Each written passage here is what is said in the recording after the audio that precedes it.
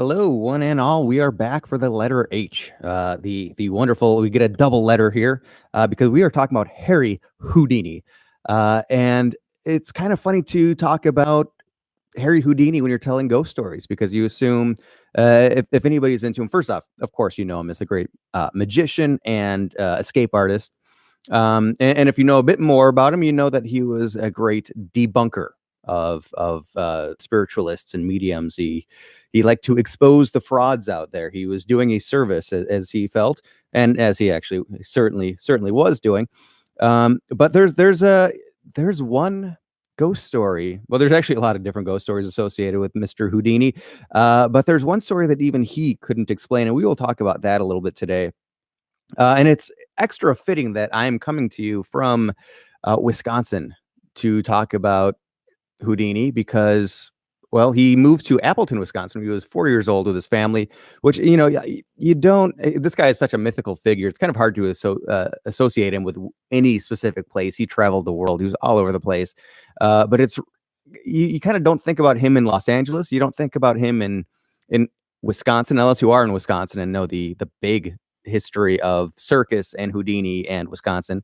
But it is kind of funny to think that this mystical type person grew up in such a common, regular place as Appleton, Wisconsin, home of the Skyline Theater. I think that's still there, that comedy club. And when he was 12 years old, he ran away from home. But where did he go? He went to Delavan, Wisconsin, which I always find fascinating. That's near Lake Geneva, Wisconsin. It's I don't know, still quite a ways north of Chicago.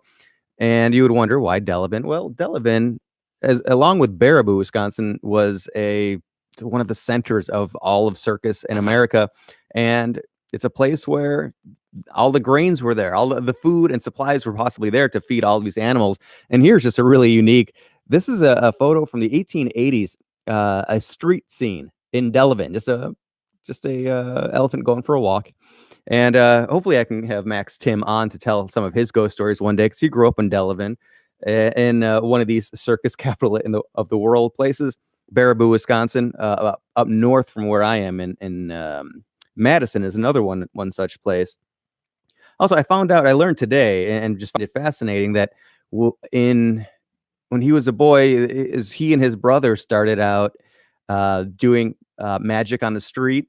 They were street magicians under the name the Houdini brothers. Of course, I'm not going to go into all the bio of Mr. Houdini, but they performed on the midway of the 1893 Chicago World's Fair, the place known as the White City, the place a lot of you may know is the place where the devil inhabited the White City. It's where H.H. Holmes was plucking innocent people off the street, inviting them into his hotel of horrors.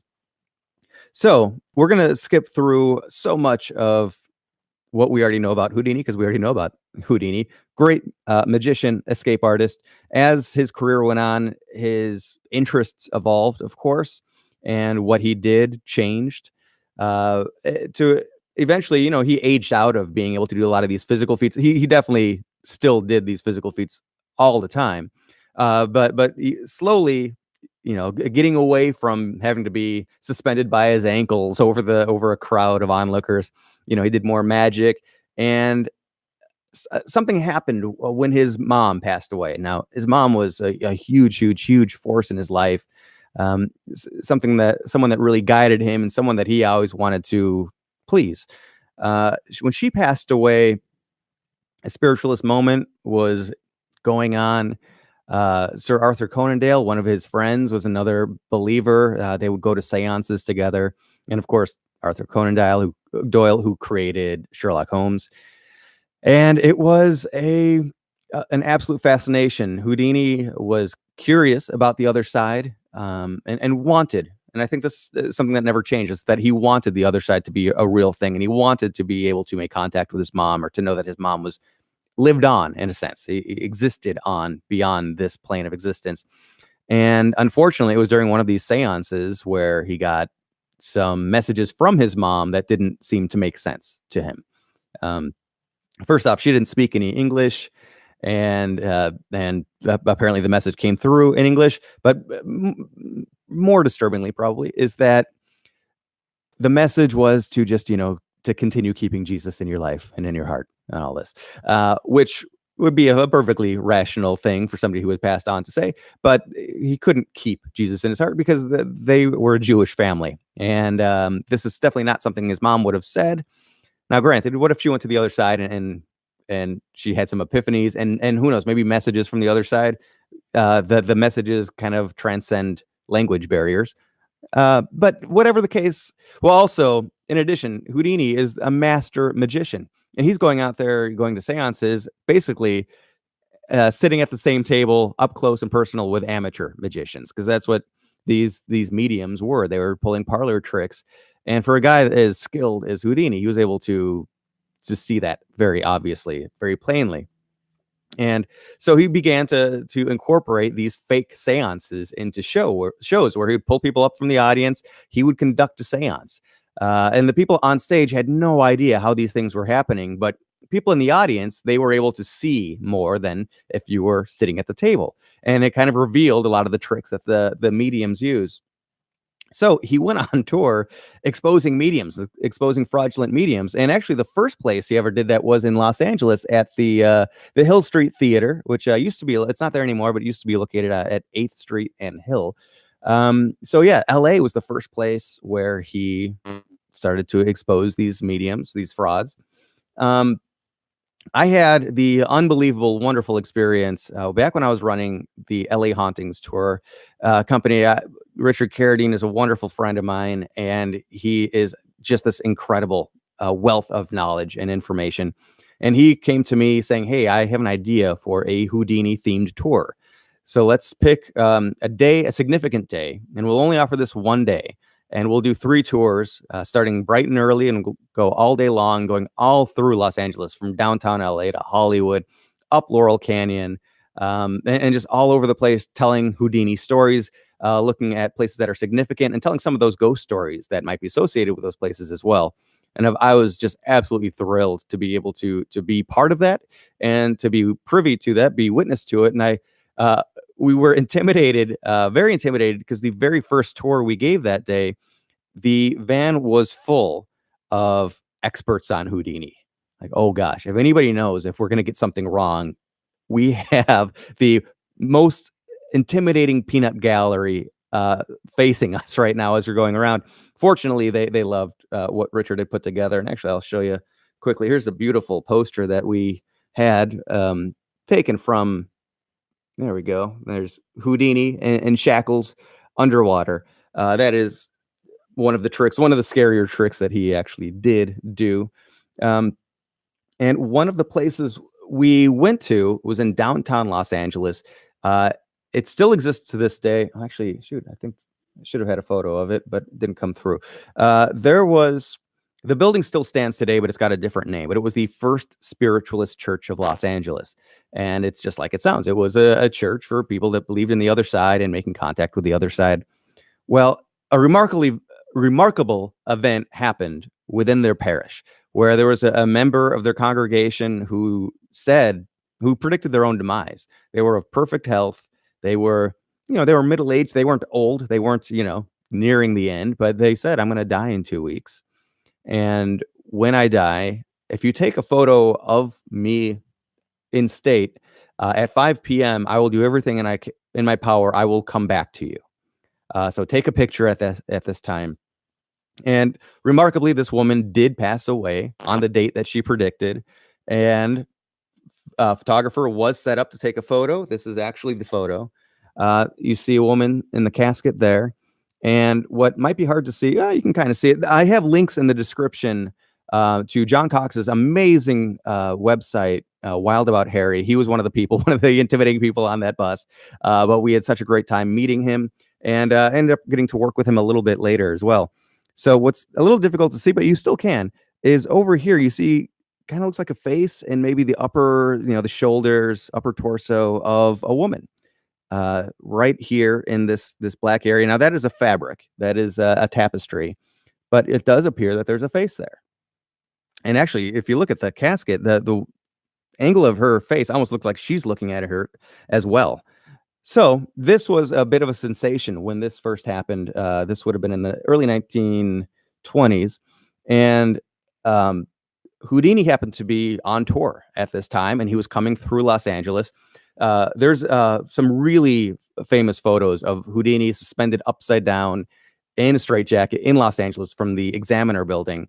This was taking on, or he was coming through as part of that tour. And before he did that big stunt, he went to visit the church and try to debunk the photo. So what he did was he brought a bunch of reporters with him. They all went to a store together to buy the film, and we actually had they had the clerk bring out a whole bunch of packages of the negatives, of the unexposed negatives, and had different reporters come up and select different ones so that Houdini never touched anything. And then they bring a handful of these back. I think they narrowed it down to just a couple. And again, had somebody else not associated with Houdini or his team pick which role would be inserted into the camera. Houdini never never touched the camera himself. He waited for the same time of day. It was 5 p.m.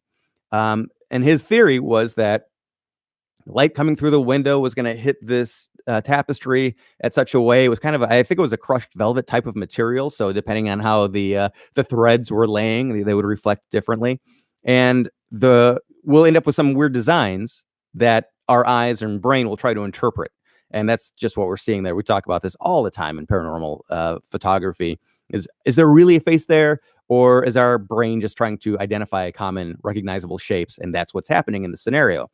And sure enough, that's what they were able to get. He was able to debunk that photo, but in the process, another photo was taken during that same series that he could not explain. It was the only photo, Houdini went to his grave saying that this is the only photo ever captured that I cannot explain. And it's kind of remarkable looking. So here's a split screen. This is also the thumbnail to the image to this video. But here you see Houdini examining the tapestry right here. But here's the photo. So these are two separate photos. Here's the photo. There is a light going from not quite top of the screen to not quite bottom of the screen. It is emanating light. It is a streak. Very bright at the top. You see nothing's at the bottom. It's not casting a shadow, so it's not a physical object. But he said that this is the one paranormal experience I can't explain away. And it's so funny because it happened while he was trying to debunk a paranormal claim. Some people might see how Houdini was doing everything, having people come up. It's almost like saying, as he was fanning out all the negatives, saying, take a card, any card. So was that part of his shtick? No, there's no way it is, because he was really setting out to gain credibility as a credible skeptic and debunker.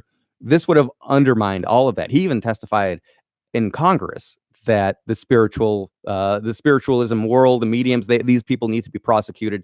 They need to be found guilty as con artists. So this, if he had faked this, it would have completely undermined all of his efforts. There's no way he did this. So quickly, just want to go through some other Los Angeles stories here relating to Houdini. Now, up on Laurel Canyon, going up from the non-valley side, so from the south going over the mountain, there is what's commonly referred to as the Houdini Mansion, or officially known as just the Mansion now, as it's a recording studio. A lot of heavier groups like Slipknot, they very famously recorded there. There's all sorts of ghost stories associated with this place, and it's associated with Houdini. The hauntings, not so much, but the building itself is associated with Houdini. But, however, it's pretty much for sure Harry Houdini himself never did reside at this location. However, we do know that Bess Houdini absolutely did reside at this location after Harry's death. Now, I think even in life that place was rented under their name, but I don't think I think all evidence says that they didn't ever stay there while Harry Houdini was alive. But it is funny. You could actually look up old LA phone books in the early 30s, late 20s, and see B Houdini. Actually, I'm not sure if it would have come up as Houdini, because would that have been the stage name or not? I can't actually remember offhand. And I am trying to get this in a little fast. I'm talking slightly faster than normal because I'm about to go see the awesome group Sunspot play the acoustic duo version play at this at the Bricks Cider Hall or pub, something like that, in Mount Horeb, which is a place famous for what? Of course, famous for trolls. It's a really neat town, Mount Horeb. So apologies for my haphazardness. But lastly, I want to talk about the Knickerbocker Hotel, which just as associated, this is so ironic. When you think of Houdini, what else do you think of? You think about the Houdini seance. Harry Houdini was really still, even though he was going out there as a debunker and a skeptic, I do believe that he was hoping that there was something on the other side and that communication was possible. I think he went out there exposing frauds to get the noise out of the way so he could get to the truth. And maybe that's just me projecting a little bit, but I don't know. That's how I feel about it. Why would he go about it with such vigor? And of course, we know he went in. He and his wife and Sir Arthur Conan Doyle and his wife, they were going in trying to honestly make contact, and he just saw through the lies. So when Harry passed away, which this is very funny, or interesting, it is funny. So he passed away, as we know. There's complications from appendicitis, perhaps compounded by getting punched in the gut, kind of somewhat unexpectedly. When he passed away on Halloween, October 31st. And there's a lot of people, I shouldn't say a lot, but there are some conspiracy theorists out there, some psychic conspiracy theorists out there that said, well, they just signed their signature to it by the fact that they were able to psychically kill Houdini. They made it happen on Halloween. I always find that a bit amusing. But Houdini did say that if he was able to come back from the other side, to make contact from the other side, he would. He gave his wife, Bess, a secret code that she was not to share with anyone, and to go for it. Try to see mediums, try to do whatever it takes. And if that coded message will come across to you, then you will know that I can make contact.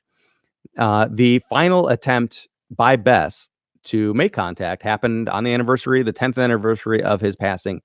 So it was Halloween night. I believe it was 1936. Yes, 1936. On the roof of the Knickerbocker Hotel, which is just on Ivar Street, barely north of Hollywood Boulevard. One question that I have, and some other Houdini scholars have, are why did they pick the Knickerbocker Hotel? Why did they pick the roof too? We don't have any answers for that. If anybody knows, we are all ears. I think it wasn't their first location, that they tried to do it somewhere else, and it didn't work out, whether it was capacity or who knows. But a really fascinating thing, by the way. So this seance was conducted live on the air on the roof of the Knickerbocker Hotel on Halloween night. That recording still exists. You can go and look it up and find it online and listen to the recording as it aired live. Very fascinating. Nothing really happened. There are some interesting claims.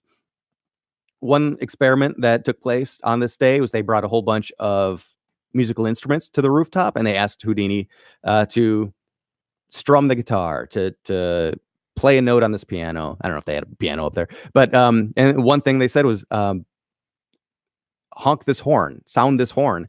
And the horn itself didn't honk, but at that exact moment, car horns, or a car horn below on the street level, did go off, which some people thought maybe that's some sort of an influence. There's also a tale that on this night, a storm whipped up out of nowhere and poured for a short time on top of the Knickerbocker Hotel. And when I say that, I mean only on top of the Knickerbocker Hotel. Nobody else got rained on in all of Los Angeles or Hollywood, except it rained just on top of the Knickerbocker. I don't know if that's true or not, but I love that story. I love to share it. But anyway, so that is a little bit of Harry Houdini's interesting life, interesting death, going from small town Wisconsin to really making a mark in Los Angeles, in the history of Los Angeles lore. Interestingly, Houdini's star is on Hollywood Boulevard, just right up down Orange, is it Avenue, which T intersects with the Magic Castle in Hollywood, which of course is kind of a notorious Hollywood landmark that is an invite-only club for magicians. And they also hold Houdini seances where they put on the show. But apparently there are some actual seances that go on there too. But when you're at the Magic Castle, how can you be sure what is real? And I guess that's always what Houdini was interested in finding out too, what exactly is real. Head on over to facebook.com/, what's your ghost story, to vote on what I will be talking about tomorrow. The letter is I. Right now, I've got a poll up for, do you want me to talk about the top 5 haunted locations in Illinois? Or should we talk about some Irish legends? I always like to get multicultural when I can. Or write in your own. Please do. We love the interaction. I love you telling me what I should be doing. And please do. If you're enjoying this series, we're doing A through Z. We just finished H. Subscribe. I'll be on here just about every day, sometimes twice a day, and hit the little bell button. That'll let me know, or that'll let you know when I'm going live. As always, thank you for listening. Share your ghost stories. I want to know, what's your ghost story. Put it on the website, what'syourghoststory.com, or leave it in the comments below. Have a wonderful weekend. I'll see you tomorrow.